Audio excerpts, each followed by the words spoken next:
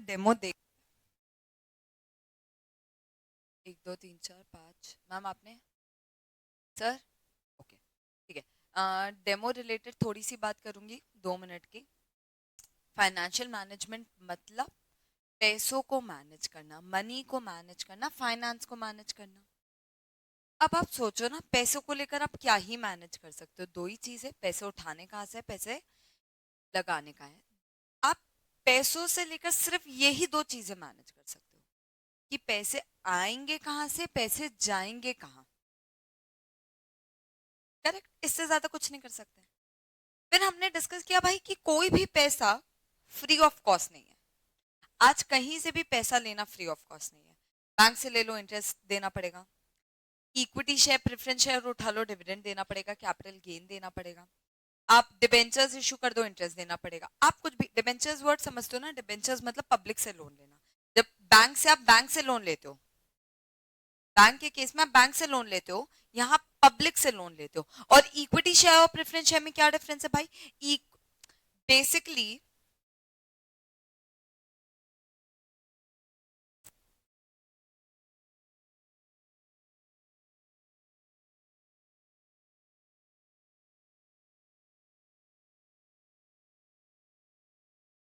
मैं थोड़ा सा आपके साथ डिस्कस करूं।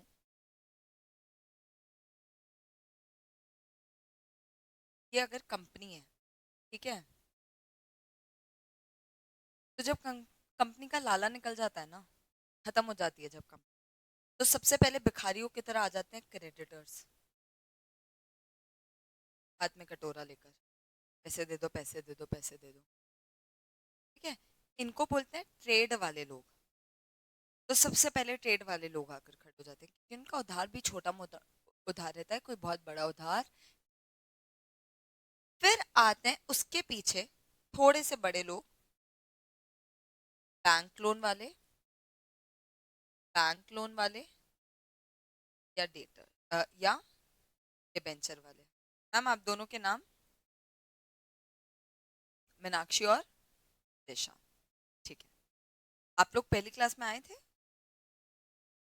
अच्छा, तो आप अभी आए हो जस्ट बच्चे? ओके। और यहाँ पर भी कोई बैठा है क्या? किसका बैग है आपका? ओके। तो उसके बाद क्रेडिटर्स के बाद आकर खड़े होते हैं बैंक लोन और डिबेंचर्स वाले। क्योंकि क्या होता है ना, इन पे भी हमारा उधार है, इन्होंने भी हमको उधार दिया हुआ है, यानी ये जब चाहेंगे अपने पैसे वापस ले सकते हैं।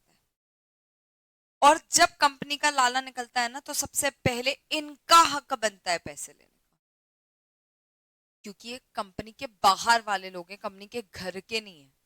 अपन कभी भी बैंकरप्ट होते हैं तो सोचते हैं घर की चीजों को बाद में देखेंगे, पहले बाहर सल्टा लेते हैं। करेक्ट। तो बैंक लोन और डिबेंचर वाले खड़े होते हैं, इनको पैसे देने पड़ते हैं। फिर खड़े होते हैं प्रेफरेंस शेयर्स वाले। अच्छा, तो भाई प्रेफरेंस शेयर्स कंपनी के ओनर्स हैं या नहीं? हाँ ओनर्स हैं, बट कुछ हद तक। प्रेफरेंस शेयर्स का डिविडेंड फिक्स्ड, प्रेफरेंस शेयर का रीपेमेंट फिक्स्ड।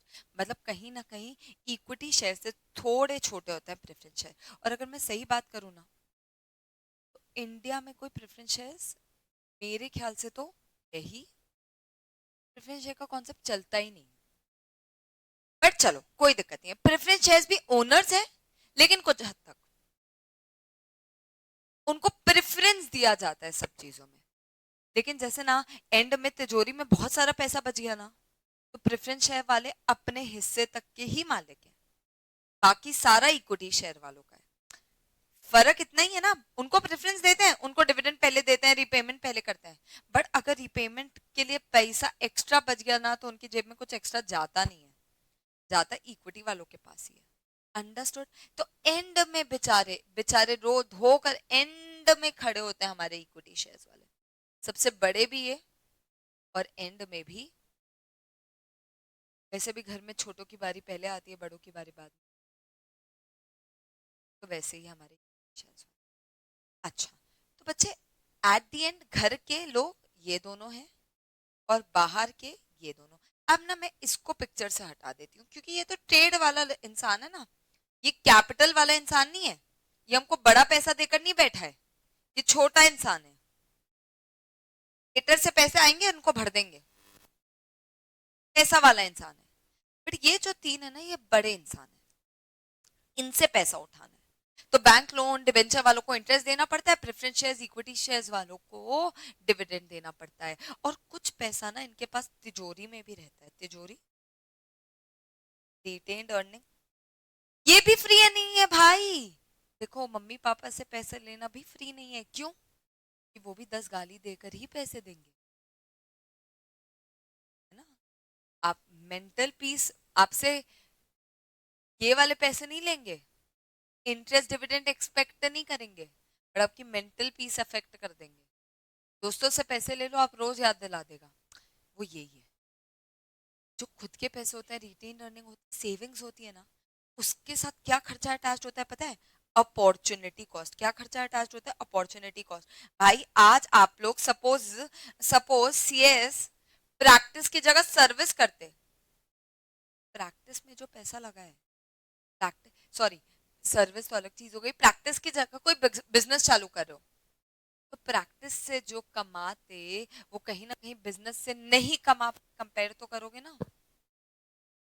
आज आप एक रियल एस्टेट में लगा दो और दूसरा आपके पास गोल्ड का ऑप्शन है, तो मैं जो रियल एस्टेट में लगाई उसको क्या सोचूंगी कि यार गोल्ड जितना तो कमाऊं, तभी तो गोल्ड में ना लगा रियल एस्टेट में लगाई। क्लियर?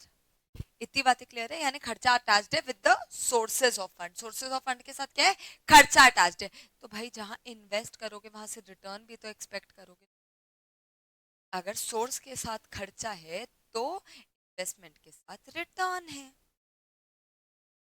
खर्चे को कम करना है, ये तो सबसे बेसिक है अपना। अपन को खर्चे को कम करना है और एट मोस्ट सेटिस्फैक्शन पाना है। खर्चे को कम करना है और उससे एट मोस्ट रिटर्न कमाना है, तभी हम जाकर शेयर होल्डर्स की वेल्थ बढ़ा पाएंगे। तो एक हो गया सोर्सेज ऑफ फंड मैनेज करना, यानी खर्चे को कम से कम करना, और दूसरा हो गया इन्वेस्टमेंट मैनेज करना। दो तरीके की इन्वेस्टमेंट होती है, एक होती है बड़ी इन्वेस्टमेंट, कैपिटल बजटिंग डिसीजन बोलते हैं उसको, और एक होती है छोटी इन्वेस्टमेंट, वर्किंग कैपिटल। यानी हमारे अगर आप चैप्टर्स देखोगे ना, इंडेक्स दिखाओ,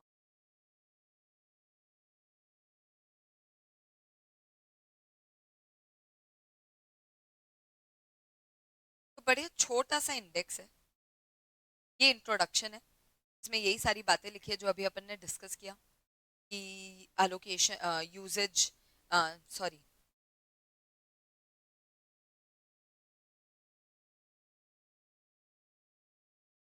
इंट्रोडक्शन में,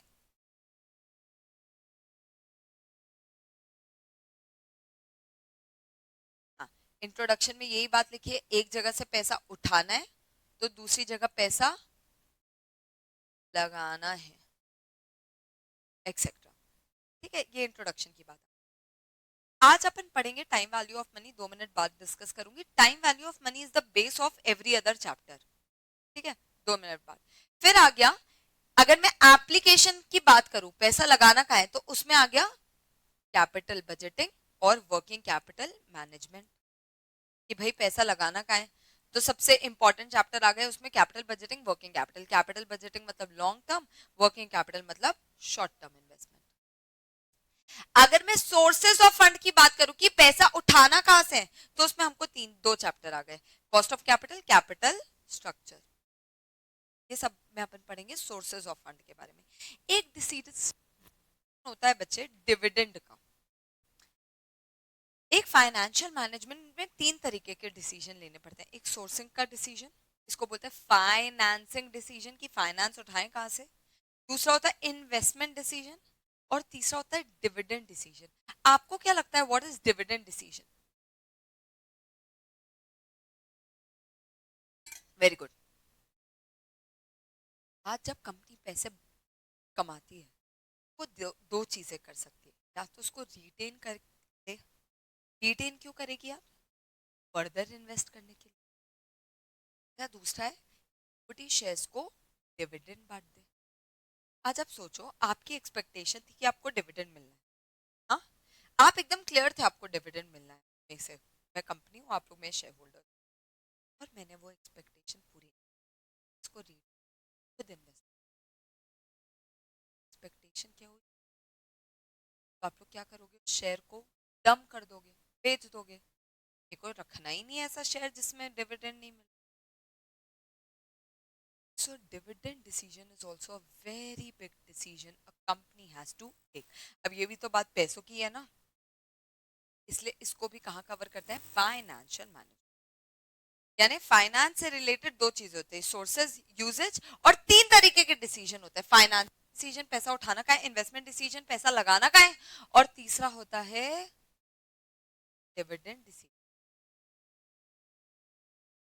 अब बच्चे ये जो दो चैप्टर्स है ना, ये आपके एकदम अलग टाइप के चैप्टर्स हैं. ये जो चैप्टर है operational approach of financial costing, कभी सुना है कॉस्टिंग? कॉस्टिंग मतलब एक प्रोडक्ट के पीछे की कॉस्टिंग क्या होती है, तो वो यहाँ पढ़ेंगे, छोटू सा चैप्टर है. और सिक्योरिटी एनालिसिस में ये पढ़ेंगे कि किसी शेयर को खरीदने के लिए एनालिसिस क्या करनी चाहिए. कोई शेयर खरीदते हो ना, तो उसकी क्या क्या चीजें पढ़नी चाहिए, क्या क्या चीजें देखनी चाहिए. तो ये दो है ना अलग टाइप के चैप्टर्स हैं. जैसे सीएमए में भी फाइनेंशियल मैनेजमेंट है, सीए में भी फाइनेंशियल मैनेजमेंट है, बस उसमें ये दोनों चैप्टर्स नहीं है, तो क्योंकि जरूरत नहीं थी आप में डाल दिए. तो एक्चुअली फाइनेंशियल मैनेजमेंट से रिलेटेड ऊपर के ये सारे टॉपिक हैं, TVOM, capital budgeting, dividend decision, cost of capital, capital structure, working capital management. और दो अलग से सिक्योरिटी एनालिसिस और कॉस्टिंग, बट वो सिक्योरिटी एनालिसिस और कॉस्टिंग आप लोग मान लो 5-6 घंटे का टॉपिक, छोटू सा. अंडरस्टूड? वो एंड में डन. मैंने उस दिन जो कुछ लिखाया था आप लोगों ने लिखा, आप इसको भी फेयर नोटबुक में एक दूसरे से देखकर या मेरा डेमो देखकर इसको जरूर फेयर कर लेना, फेयर नोटबुक. ठीक है, आए शुरू करें. एक अंदाजा, एक समझ आ गया कि भाई होता क्या है financial management, what is financial management, हम क्या क्या पढ़ने वाले हैं. डन. आज मैं आपका पहला चैप्टर शुरू करने वाली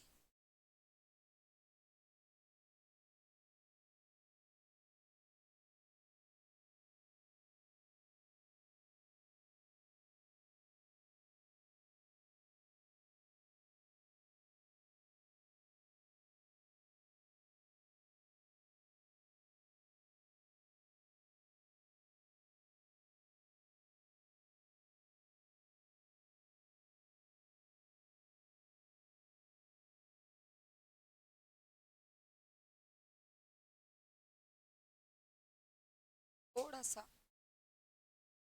ये आप लोग को बुक अभी मिली नहीं है, प्रिंटिंग में गई, थोड़ा सा इंट्रोडक्शन की चीजें पढ़ाती हूँ. जब आप लोग को बुक तब अपन एक बार और देखेंगे, बट बस देखो, financial management is the study about procuring of funds, sources of fund, and effective utilization of funds. यानी application of, क्यों? ताकि हम वैल्यू मैक्सिमाइज कर सके. क्या कर सके? वैल्यू. प्रॉफिट नहीं, प्रॉफिट आज है कल नहीं है,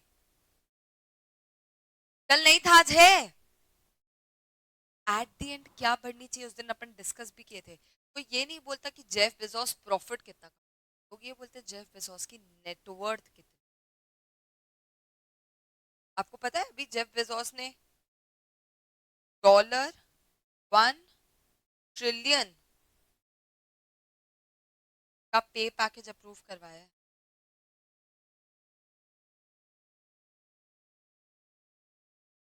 $1 ट्रिलियन मतलब वो आज पूरा का पूरा सिंगापुर खरीद सकता है, वो आज पूरा का पूरा न्यूजीलैंड खरीद सकता है, सैमसंग खरीद सकता है, कितनी कंपनीज खरीद सकता है. ये एवरी डे कितना कमा रहा है, 2400 करोड़ एवरी डे. 1 ट्रिलियन का मतलब एवरी डे की इसकी सैलरी है 2400 करोड़. क्या क्या क्या, at the end it is all his value. तो हमारा मेन मोटिव क्या होता है, हमारा मेन मोटिव क्या होता है, वैल्यू बढ़ाना. फाइनेंस का मतलब क्या है, ये पढ़ा था क्या अपन ने, finance is the blood of business. आज बिजनेस चलता फाइनेंस के कारण है. Finance is required for any type of business activity. अपन बोलते हैं ना हमारे पास एक ग्रैंड आइडिया, अरे आइडिया चलेगा विद फाइनेंस. भले 10 रुपए, भले 20 रुपए, भले 1,000 करोड़ रुपए, कोई भी आइडिया विदाउट फाइनेंस नहीं चल सकता. Financial management is an area of financial decision making, harmonising individual motives and enterprise. Finance is science on study of the management of funds. देखो बार बार क्या बस वर्ड यूज कर रहा है. फाइनेंस मतलब मनी मैनेज करना, फंड्स मैनेज करना. फंड्स मैनेज करना मतलब सोर्सिंग, एप्लीकेशन, सोर्सिंग और एप्लीकेशन. ये देख रहे हो कितने टाइप के डिसीजन होते हैं. 3 टाइप के डिसीजन होते हैं. पहला होता है फाइनेंशियल डिसीजन कि पैसे उठाने कहाँ से, सोर्सिंग कहाँ से करनी है, प्रोक्योर कहाँ करने. इसमें हम 2 चैप्टर पढ़ेंगे, cost of capital and capital structure. फिर होता है इन्वेस्टमेंट डिसीजन. इसमें हम ये देखते हैं कि भाई सबसे अच्छा इन्वेस्टमेंट प्रपोजल क्या होगा. इसमें होता है capital budgeting, working capital management. Capital budgeting मतलब लॉन्ग टर्म, वर्किंग कैपिटल मतलब शॉर्ट टर्म. लास्ट में होता है डिविडेंड की कितना अर्निंग्स को डिविडेंड की तरह डिस्ट्रीब्यूट करना और कितना रिटेन.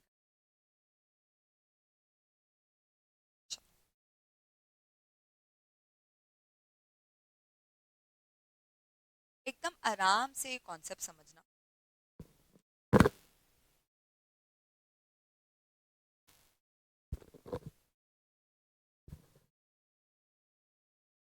एकदम आराम से कॉन्सेप्ट समझना बेटा. मैं बोलती हूँ कि मैं आपको आज दे सकती हूँ, आज मैं आपको 10 रुपए दे सकती हूँ, या मैं आपको परसों 10 रुपए दे सकती हूँ. आप कौन सा ऑप्शन चूज करना चाहते. मैं एकदम क्लियरली बोल रही हूँ, मैं आपको आज 10 रुपए दे सकती हूँ या मैं आपको परसों 10 रुपए दे सकती हूँ. Please tell me what select. कोई ऐसा है जो परसों लेना चाहता है 10 रुपए. कोई ऐसा है जो परसों लेना चाहता है 10 रुपए. क्यों, आज क्यों. बाय टुडे वैल्यू कम हो जाएगी. Okay, bye today sir.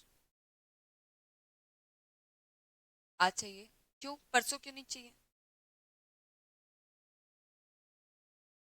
सोचो ना, आज क्यों चाहिए आपको, परसों क्यों नहीं.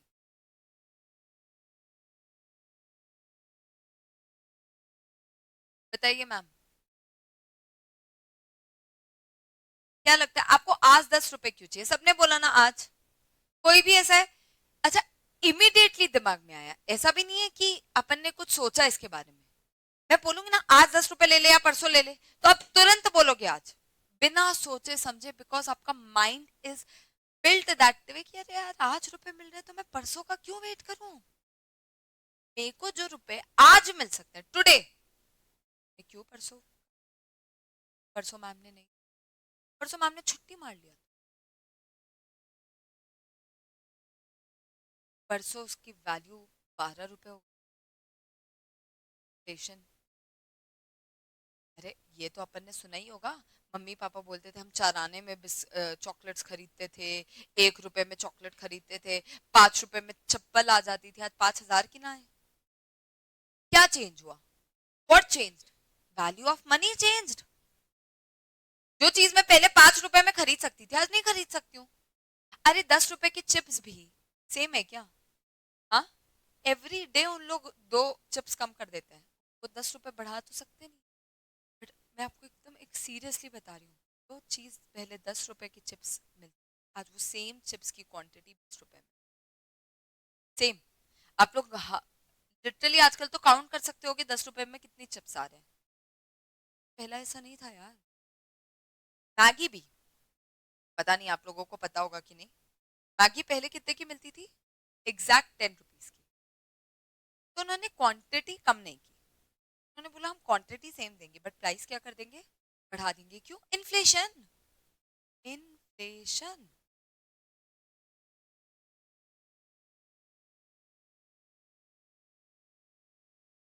चीज की आज ज्यादा है या कम? मैं बोल रही हूँ, दो चीजें लिख रही हूँ। एक लिख रही हूँ ₹1,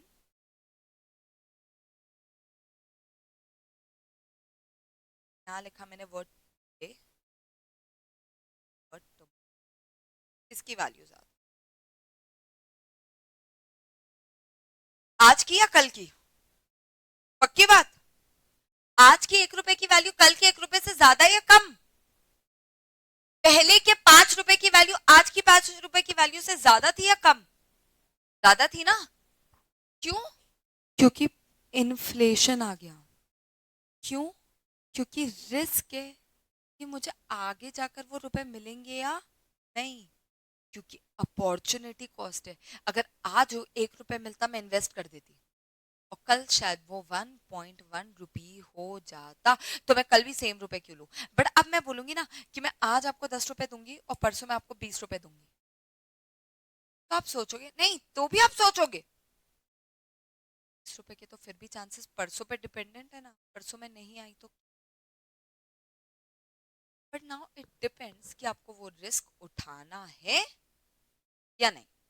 there is a risk, but क्योंकि मैंने वैल्यू बढ़ा दी, अब मैं आपको परसों भी ₹10 नहीं दे रही, मैं 20 दे रही हूँ। क्योंकि मैंने वैल्यू बढ़ा दी तो आप सोचोगे हाँ यार, now I can think better to take ₹10 today और ₹20 डे आफ्टर। यानी यानी यानी आज की जो वैल्यू है ₹1 की, वो कल से हमेशा ज्यादा होती है, वो कल से हमेशा ज्यादा होती है। Why? Because of inflation. Why? Because अगर आज मिल जाता तो मैं उसको कहीं इन्वेस्ट कर देती।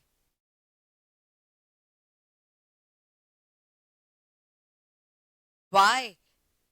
Because there is a risk of future कि वो आगे जाकर परसों जाकर मेरे को वो ₹10 मिलेंगे कि नहीं।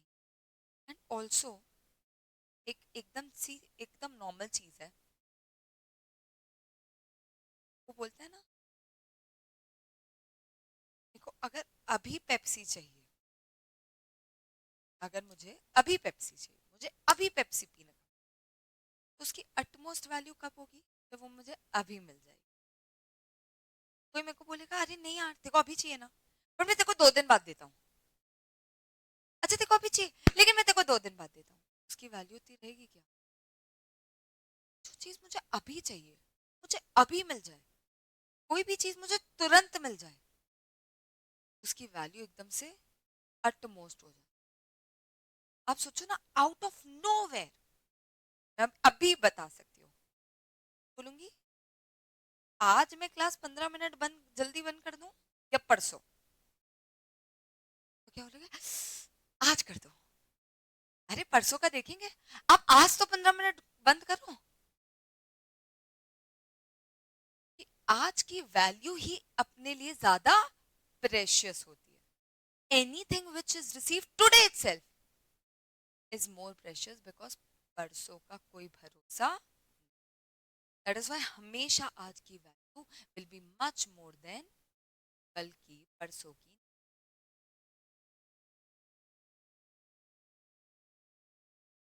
This is called time value money. The value of money changes with time. The value of money changes with, अरे यार ये क्या मतलब, आप सोचो गोल्ड, मार्च में मेरी शादी थी, मार्च में गोल्ड था 80,000 का, मार्च की सॉरी फेब में शादी थी, हम फेब में शादी थी, तो फेब में गोल्ड का वैल्यू था 80,000 का। एंड यू मस्ट नो, अभी अक्टूबर में दिवाली था, गोल्ड की वैल्यू चल रही थी 1,35,000। What is this? This is appreciation of value. Value will not remain same with time. It will increase. Correct? This is the concept of time value of. ठीक है, अब मैं बोलती हूँ कि भाई मैं आपको आज ₹10 दूंगी लेकिन मैं परसों जाकर ₹20 दूंगी, तो अब आप सोचोगे क्या मैं परसों का वेट करूं? Now you will think whether I should wait for परसों. You are going to take some risk, but are you getting more return? Yes. 2 दिन में पैसा डबल. 2 दिन. अभी आपको ये चीज लग रही है क्योंकि 10 और 20 रुपए, आज 1 करोड़, परसों 2 करोड़. अब लगेगा 10 और 20 रुपए के लिए तो अपन रिस्क शायद ना भी लें. अब लग रहा है ना, अच्छा 1 करोड़ आज, बट परसों कितना? तो are you going to take concept of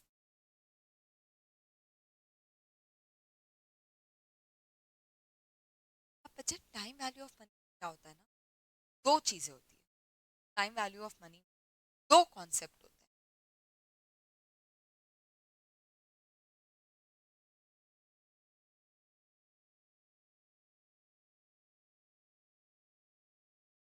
पहले कॉन्सेप्ट को बोलते हैं कंपाउंडिंग. क्या बोलते हैं? कंपाउंडिंग. कंपाउंडिंग का सिंपल मतलब है कि भाई आज की वैल्यू कल जाकर बढ़ जाएगी. कल जाकर बढ़ जाएगी. आज के 10 रुपए की वैल्यू कल जाकर बढ़ानी ही बढ़ेगी. नहीं तो, नहीं तो it will not be same. आज भी हम 10 रुपए दे, कल भी हम 10 रुपए दे, नहीं हो पाएगा भाई. आज अगर 10 रुपए दे रहा है तो कल एटलीस्ट 11 देना, तब मैं सोचूंगा कल रुपए लेने हैं या नहीं. बिकॉज पता है हमने क्या जोड़ दिया इसमें? पता है हमने इसमें क्या जोड़ दिया? Sort of an interest. बोलते हैं ना मैं ब्याज ले लूंगा, बोलते हैं ना, ठीक है तू 10 दिन बाद दे, बट ब्याज के साथ देना. हम क्या जोड़ दिए इसमें? ब्याज. आज 10 रुपए दे दे, नहीं तो कल जाकर 20 रुपए देना. 10 रुपए का क्या, एक तरीके से ब्याज, क्योंकि हम रिस्क उठा रहे हैं ना. हम आपको देकर रिस्क उठा रहे हैं, तो हम आपसे क्या लेंगे? ब्याज. वैसे ही दूसरा कॉन्सेप्ट होता है डिस्काउंटिंग. वैसे ही दूसरा कॉन्सेप्ट होता है डिस्काउंटिंग का. क्या होता होगा अब इस कॉन्सेप्ट में? भाई अगर कल मेरे को 20 रुपए मिलने वाले हैं, तो आज भी मुझे 20 रुपए ही नहीं मिलेंगे, तो कम मिलेगा.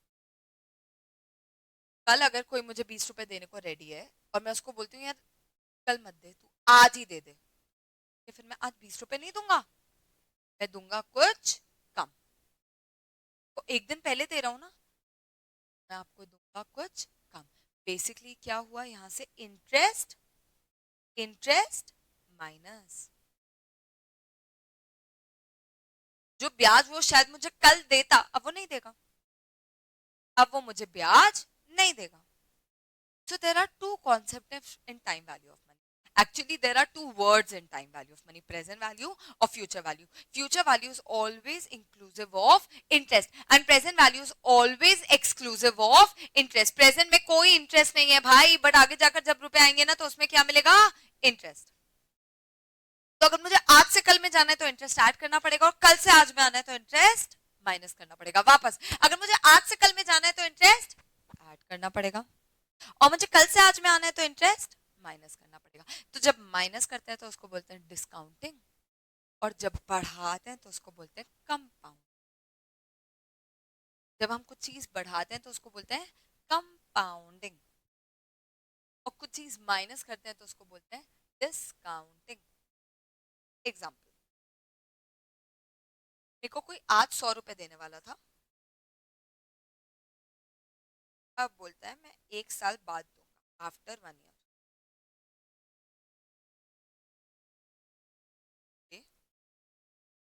अब बोलता है मैं 1 साल बाद दूंगा. मैं बोलती हूँ ठीक है, जैसे मैं 10% का इंटरेस्ट लूंगी, ठीक है तो मुझे देना 1 साल बाद, कोई दिक्कत नहीं है, बट मैं तेरे से 10% का इंटरेस्ट लूंगी. इसका मतलब क्या? हाँ, कितना? 1 साल बाद कितना लूंगी? 1 साल बाद कितना लूंगी? 110. 100 रुपए तो लूंगी, उस पर 10% का इंटरेस्ट भी लूंगी. यानी मैंने पता है क्या कर दिया? मैंने यहाँ पर इंटरेस्ट ऐड कर दिया. कितना इंटरेस्ट ऐड कर दिया भाई? 100 रुपए पे 10%, यानी 10 रुपए. यानी अब मैं आपसे कितना लूंगी? 110. जी, कोई दिक्कत? वहीं पर मैं बोलती हूँ यार, फ्यूचर में जाकर मुझे मिलना 110 रुपए. फ्यूचर में जाकर मेरे को 110 रुपए. बट अगर मुझे आज ही वो रुपए चाहिए, फ्यूचर में जाकर तो मेरे को 110 रुपए मिलने वाले हैं, बट मुझे आज ही वो रुपए चाहिए, और इंटरेस्ट का भाव चल रहा है 10%, और इंटरेस्ट का भाव चल रहा है 10%. तो आप क्या करोगे? 110 से इंटरेस्ट माइनस करोगे. 1 साल बाद तो इंटरेस्ट इंक्लूडेड अमाउंट है. आज क्या होगा? इंटरेस्ट माइनस किया अमाउंट. मतलब मैं क्या माइनस करूंगी?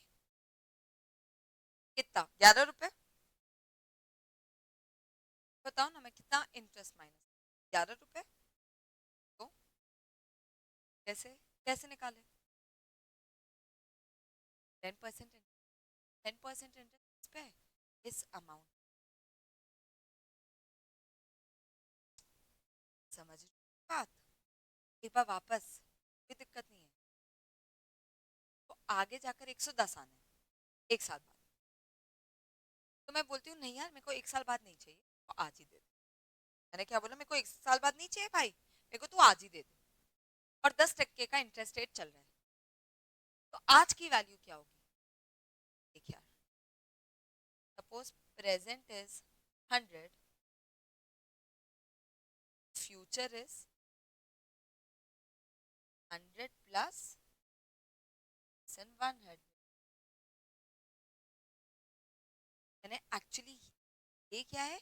Interest included amount. ये 1 रुपए ही नहीं है, ये 1.1 है. 110 से मैं क्या करूंगी? वो 0.1 हटा दूंगी.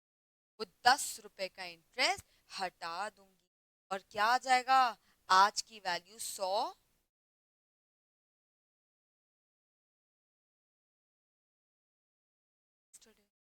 अंडरस्टूड? कंपाउंडिंग और डिस्काउंटिंग. कंपाउंडिंग मतलब प्रेजेंट से फ्यूचर में जाना. कंपाउंडिंग मतलब प्रेजेंट से फ्यूचर में जाना, और डिस्काउंटिंग मतलब फ्यूचर से प्रेजेंट में आना. डिस्काउंटिंग में हम इंटरेस्ट को रिड्यूस करते हैं, और कंपाउंडिंग में हम इंटरेस्ट को ऐड करते हैं, क्योंकि फ्यूचर तो हमेशा इंटरेस्ट के साथ है, और प्रेजेंट हमेशा इंटरेस्ट के बिना. फ्यूचर तो हमेशा इंटरेस्ट के साथ है, और प्रेजेंट के. जी. अच्छा, इसमें भी एक कॉन्सेप्ट है सिंपल इंटरेस्ट का. अब प्रेजेंट वैल्यू वाली चीजें हटा देते हैं, अब अपन सिर्फ करेंगे कंपाउंडिंग की बात. अब अपन सिर्फ करेंगे कंपा. ये सब लिखा है कि नहीं आपने? ये सब लिखा है या नहीं? बेटा सत्संग नहीं चल रहा है. सत्संग क्या होता है? एक दिन में भूल जाते हैं अपन. सत्संग अपन एक दिन में भूल जाते हैं, मैक्सिमम 2 दिन याद रहते हैं. लिखी हुई चीजें लाइफ टाइम याद रहती है. आपको आपकी आप देखो फटाफट.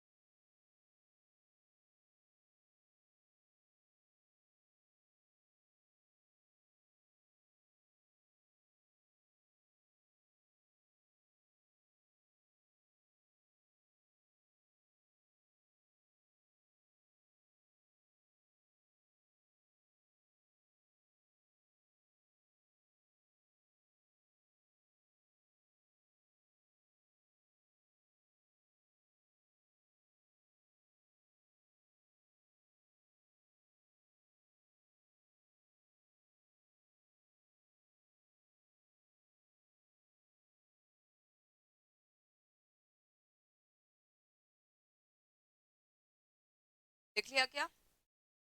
डन? डन बच्चा लोग? तो बच्चे इसमें आपने सुना भी होगा सिंपल इंटरेस्ट, कभी सुना है? सिंपल इंटरेस्ट और दूसरा होता है कंपाउंड इंटरेस्ट, ठीक है? एक होता है सिंपल इंटरेस्ट स्टार्ट करते जाना, दूसरा होता है कंपाउंड इंटरेस्ट स्टार्ट करते, ठीक है? बहुत आसान है। एक होता है सिंपल इंटरेस्ट मेथड, दूसरा होता है कंपाउंड इंटरेस्ट मेथड। हम क्या पढ़ रहे हैं? Time value of money. Time value of money मतलब क्या? टाइम के साथ वैल्यू ऑफ मनी चेंजेस। आज के 1 रुपए की वैल्यू हमेशा कल के 1 रुपए से ज्यादा होगी, आज के 1 रुपए की वैल्यू हमेशा कल के 1 रुपए से ज्यादा होगी। अगर आपको आज 1 रुपए चाहिए तो ठीक है, बट अगर कल मैं आपको रुपए दूंगी तो आप कुछ ज्यादा एक्सपेक्ट करोगे because of opportunity cost, inflation, risk of not getting the money in the future, etcetera x y z, ठीक है? अब इसमें किसी होती है कंपाउंडिंग और डिस्काउंटिंग। कंपाउंडिंग मतलब प्रेजेंट से फ्यूचर में जाना, यानी इंटरेस्ट को ऐड करना। डिस्काउंटिंग मतलब फ्यूचर से प्रेजेंट में आना। तो यार हम ये क्यों करते हैं? फ्यूचर से हम प्रेजेंट में क्यों आने की कोशिश करेंगे? तो कुछ भी हो सकता है, जैसे कि अपन बोलते हैं ना कि लाइफ इंश्योरेंस पॉलिसी हमने 10 करोड़ के लिए, लाइफ इंश्योरेंस पॉलिसी 10 करोड़ की, वो लाइफ इंश्योरेंस पॉलिसी आज मिलेगा क्या? 70 साल की उम्र में, 80 साल की उम्र में, और death which ever is early, तब जाकर 10 crore. Do you agree? Future में मिलेगा। हम उससे क्या हिसाब निकालते हैं कि आज क्या इन्वेस्ट करना।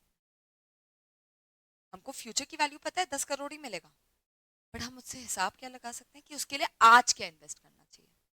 आपको पता है, आप ये पढ़ लोगे ना तो आप प्रीमियम का भी हिसाब लगा सकते हो कि जो वो प्रीमियम हमको कोट कर रहे हैं सही कोट कर रहे हैं कि प्रीमियम देते हो ना इंश्योरेंस के लिए। अच्छा, और प्रेजेंट से फ्यूचर तो हर चीज में काम आता है। अपन एसआईपी कर देते हैं, 10-10 हजार हर हर महीने एसआईपी करेंगे, तो फ्यूचर में जाकर क्या मिलेगा? ये तो बहुत नॉर्मल है। तो डिस्काउंटिंग में क्या करते हैं? फ्यूचर से प्रेजेंट में आने की कोशिश करते हैं, और कंपाउंडिंग में प्रेजेंट से फ्यूचर में जाते हैं। तो प्रेजेंट से फ्यूचर में जाकर हमको बढ़ाना पड़ता है वैल्यू को, इंटरेस्ट एड ऑन करना पड़ता है, और फ्यूचर से प्रेजेंट में आने के लिए इंटरेस्ट माइनस करना पड़ता है। अच्छा, अब डिस्काउंटिंग हटा देते हैं, सिर्फ कंपाउंडिंग की। मैंने प्रेजेंट से दो तरीकों से जा सकते हो। एक होता है सिंपल इंटरेस्ट मेथड, और दूसरा होता है कंपाउंड इंटरेस्ट मेथड। एक होता है सिंपल इंटरेस्ट, दूसरा होता है कंपाउंड इंटरेस्ट। सिंपल इंटरेस्ट और कंपाउंड इंटरेस्ट का डिफरेंस किसको?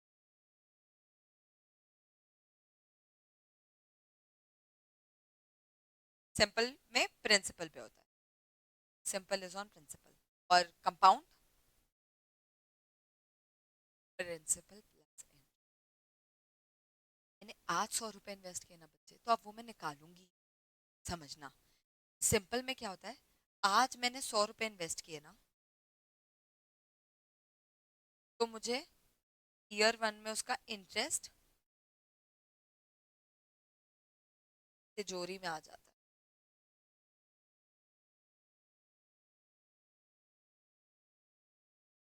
तो बैंक में कितने बच गए? 100 रुपए। 10 रुपए तो मेरी तिजोरी में आ गया। फिर सेकेंड ईयर में क्या होता है? फिर ये 100 रुपए में 10% का इंटरेस्ट मिलता है, और ये 10 रुपए मेरी तिजोरी में। तो बैंक में क्या होता है? 100 रुपए बच जाता है। बट कंपाउंड में क्या होता है? माई लॉकर लिख देती हूँ।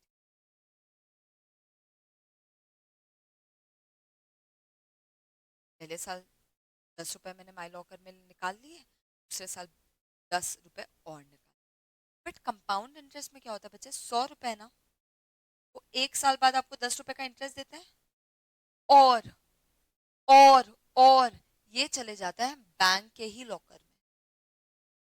ये चले जाते हैं बैंक के ही लॉकर में। तो 100 रुपए तो था ही था, 10 रुपए और आ गया।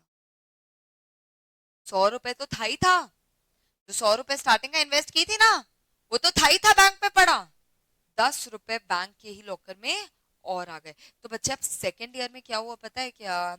सेकेंड ईयर में क्या हुआ पता है क्या? ईयर 2 में मेरे पास 100 रुपए पे भी इंटरेस्ट मिला, और ये 10 रुपए जो तिजोरी में पड़ा था उस पे भी इंटरेस्ट मिला। 100 रुपए पे 10 रुपए मिला, और 10 रुपए पे 1 रुपए, 10% मानकर चल रही हूँ। क्यों हुआ ये? क्योंकि माई लॉकर तक पहुंचा ही नहीं, ये मेरी तिजोरी तक 10 रुपए गया ही नहीं, ये बैंक में ही रह गया। यानी क्या हुआ, री इन्वेस्ट, री इन्वेस्ट हो गया। तो आज 100 रुपए पड़े थे, एक साल बाद 110 रुपए पड़े, दूसरे साल में अब मेरी स्टार्टिंग का 100 तो पड़ा ही है, फिर ये 10 रुपए आया था वो पड़ा था, अब क्या हुआ, अब 11 रुपए और आ गए। कहा, बैंक के लॉकर।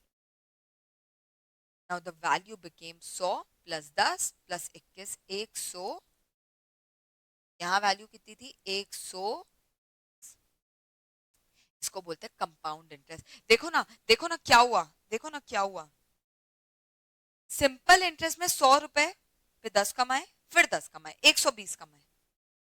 सिंपल इंटरेस्ट में 100 रुपए पे 10 कमाए, फिर 10 कमाए, 120 कमाए। बट यहां देखो 100 रुपए में 10 कमाए और दूसरे साल 21 कमाए, यानी 121 रुपए कमाए, यानी 1 रुपए एक्स्ट्रा। क्यों 1 रुपए एक्स्ट्रा, क्यों, मैंने इस 10 रुपए पे भी री इन्वेस्ट कर। इसको बोलते हैं कंपाउंडिंग। कंपाउंडिंग यानी इंटरेस्ट ऑन इंटरेस्ट पे भी इंटरेस्ट। अंडरस्टूड है क्या? 100 रुपए की वैल्यू 110 बनी, फिर 121 बनी। क्यों, क्योंकि वो 10 रुपए पे भी 10%, 10 रुपए पे भी 10%। बट सिंपल इंटरेस्ट में क्या हुआ, 10 रुपए मेरी लॉकर में निकाल लिया, फिर 10 रुपए बैंक से मेरी लॉकर में, फिक्स्ड इनकम। बैंक में कितना पड़ा है, 10। कंपाउंड इंटरेस्ट में ऐसा बड़ी नहीं है, सब बैंक में, सब बैंक में, फिर बैंक में, फिर बैंक। अंडरस्टूड। तो सिंपल इंटरेस्ट का बहुत सिंपल सा फॉर्मूला है, अगर आप देखोगे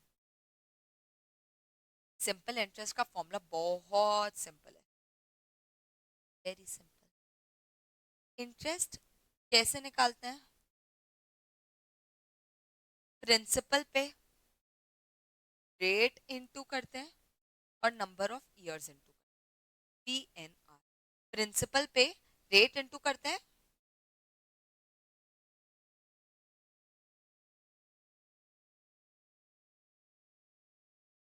और नंबर ऑफ इयर्स, यानी भाई 1000 रुपए जो है ना, अगर मैं 10 साल तक 1000 रुपए को अगर मैं 10 साल तक इन्वेस्ट करूं 20% के हिसाब से, तो मैं बोलूंगी अच्छा 1000 पे 20% का इंटरेस्ट 10 साल तक मिलेगा, यानी 2000 रुपए का इंटरेस्ट।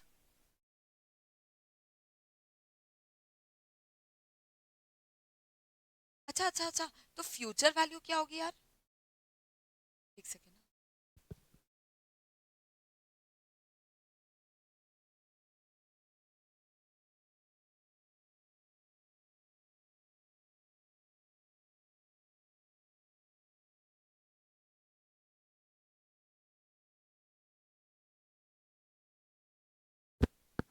हाँ, तो अच्छा बच्चे, प्रेजेंट वैल्यू कैसे निकालेंगे बच्चा, प्रेजेंट वैल्यू तो अपन को पता है, प्रेजेंट वैल्यू तो अपन को पता है।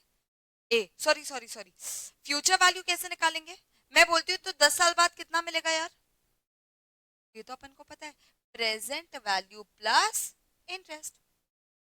अभी तो अपन ने पढ़ा, प्रेजेंट वैल्यू में इंटरेस्ट ऐड कर दोगे तो फ्यूचर वैल्यू आ जाएगी, यानी पी प्रिंसिपल प्लस PNR, यानी पी को कॉमन निकाल दो, 1 प्लस NR। पी को कॉमन निकाल लिया तो 1 प्लस NR। वो कितना सिंपल फॉर्मूला, इंटरेस्ट मतलब PNR और फ्यूचर वैल्यू मतलब पी, पी प्लस इंटरेस्ट, यानी पी कॉमन निकाल लिया तो 1 प्लस NR।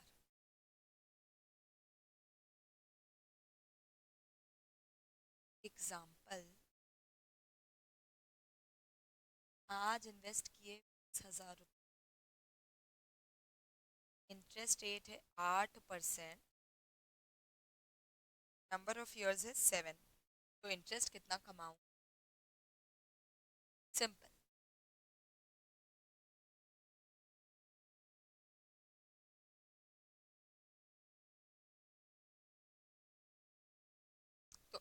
इंटरेस्ट कितना,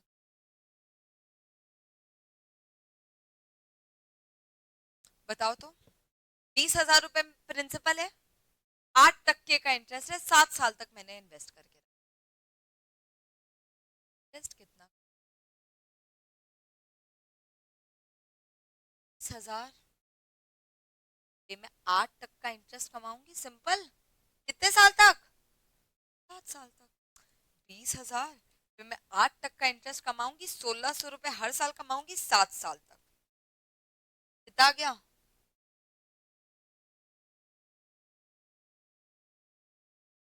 ये क्या है, 7 साल का इन्वेस्ट। तो फ्यूचर में जाकर मेरे को कितना मिल जाएगा, 20,000 आज इन्वेस्ट किया था, 11,200 और मिल गया, यानी कितना मिल गया, 31।